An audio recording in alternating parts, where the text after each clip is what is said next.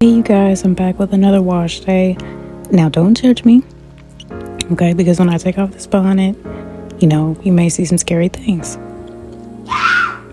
I know it, y'all. I know I messed my own self up. I waited way too long to give myself a wash day.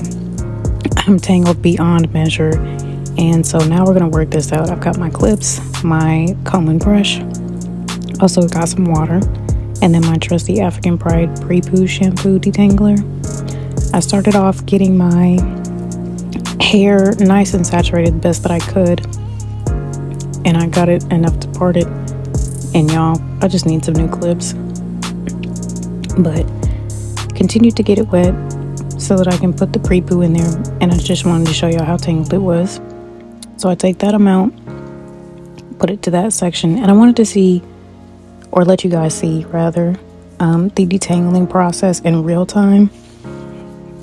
This section is usually always my easiest, so it didn't really take much. There's the first tangle. Now my next sections, I went ahead and sped it up because it did take me a little bit longer.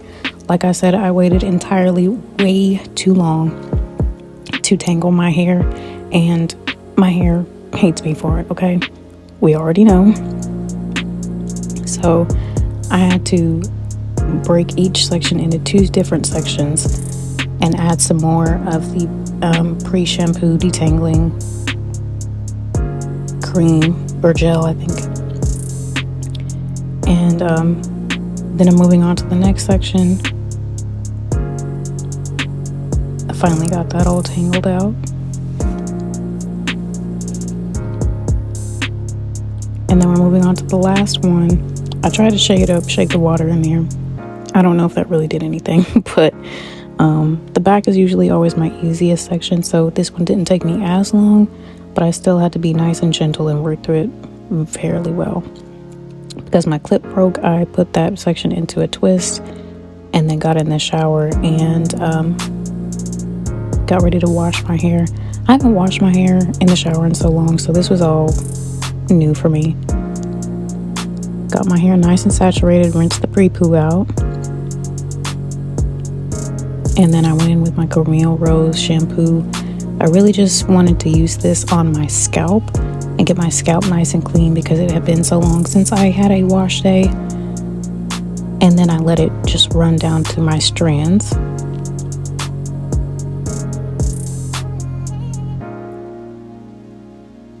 I then went in with my Taraji P. Henson shampoo. It's the clarifying shampoo. This one, I worked it into my scalp again and worked it down through my strands a little bit more than the Camille Rose. And then after going through with my hands, I went in with my scalp brush. And then I rinsed that out.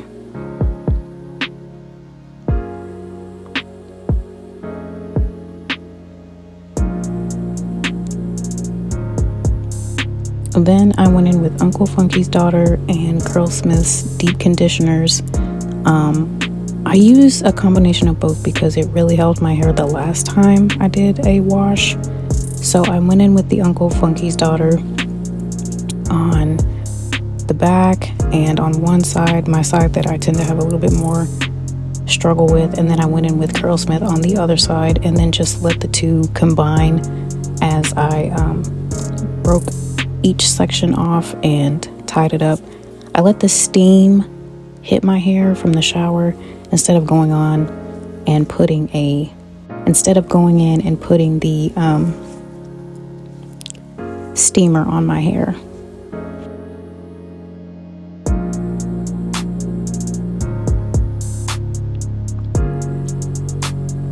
I then wash everything out.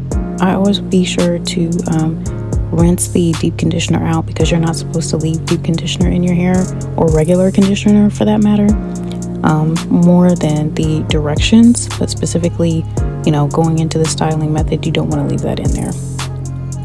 So after rinsing it out, I just tie it back up so that I can go ahead and get ready for styling. So I go in with my African Pride, my coconut oil, my black castor oil, and my Camille Rose almond butter, and my foam, and then my Shine and Jam. I didn't really actually end up using the Shine and Jam though, y'all. These are the results after the shower. My hair is still not very happy with me, as you can tell, but I tried my best. So I went in with the leave-in conditioner first. Go all around my head with that. Then I go in with the coconut oil. You can see me having to melt it into my palms because it was entirely way too thick for me to put it on my hair by itself in its raw state. Get that all over my scalp, on my edges and everything. And then I twist into 4 sections so that I can get more detailed detangling. I go in with my Camille Rose almond twisting butter and work that in with the praying hands method. And then I go in with the Jamaican black castor oil to seal everything in. I went in with the unbrush, and like I said, the back is the easiest section, but y'all, this was not a very good wash day, and I can't blame my hair. I can only blame myself. But I know when I was doing my silk press, I said like, oh my gosh, this unbrush, for the most part is pretty good. Let me tell y'all, if you have tight forehair, I don't think that I would recommend using the unbrush. As you can see here, I had to use my easy detangler, and then eventually I even had to bring back my wide tooth comb just because my hair was just so detangled. So moving on to the next section, this is where I had to incorporate my comb.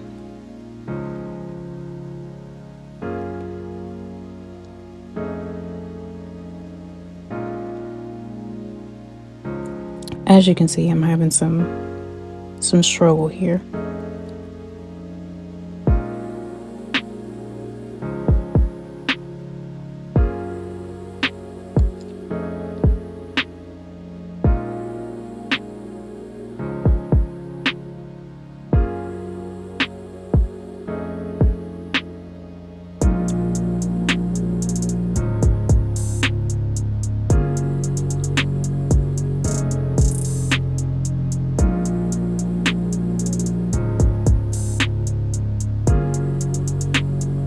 And then I just put the clips on each section so that it could be stretched instead of me twisting it back up, because I didn't want my hair to be any more tangled after I just did all this work detangling it, because the kind of style that I was going for was going to require a little bit more work. Now, as you can see in this clip, or as you can see in any kind of hair clip, I usually do a middle part for any of my styles, whether I be a silk press, a wig, my natural hair. I'm not sure why. I just do. It's just usually the easiest for me. But in the natural hair community, I would say relatively in the last 3 or so years, we have found out that continually putting your hair in the same part every time can lead to some balding. And y'all, I literally just turned 25 not too long ago. I am not trying to have these struggles in my life. So I decided to switch things up, and I did some flat twists, and I did them in the zigzag method. And I wanted to show in real time me flat twisting this first section. I can't braid, y'all. I know I'm failing my ancestors, but that's why I went ahead and did this flat twist. It really wasn't that hard to do.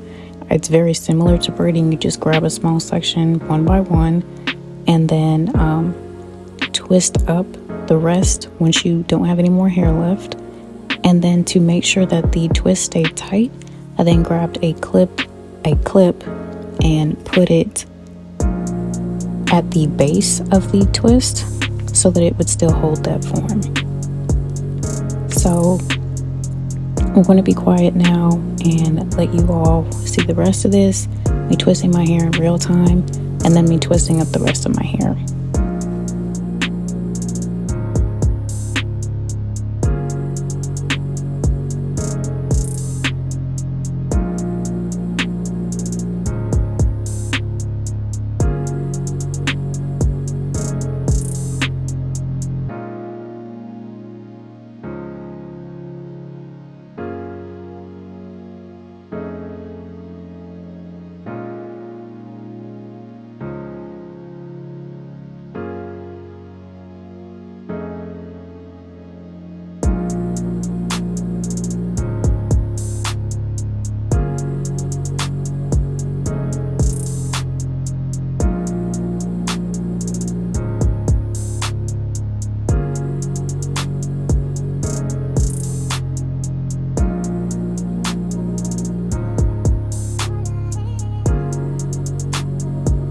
I had to pop back in because I just had to say this.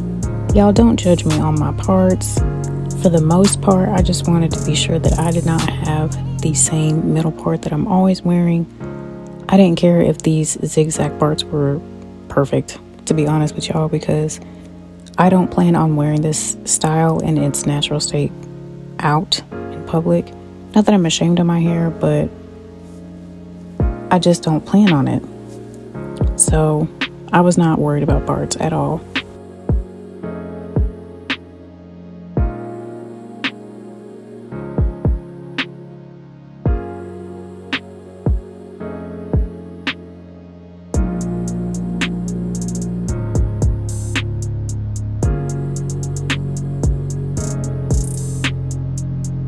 Here I am finishing my last twist. I took the clips out, sprayed some leave-in conditioner in, put some foam on there, some mousse, and then I put some oil on my scalp. This is the African Pride oil.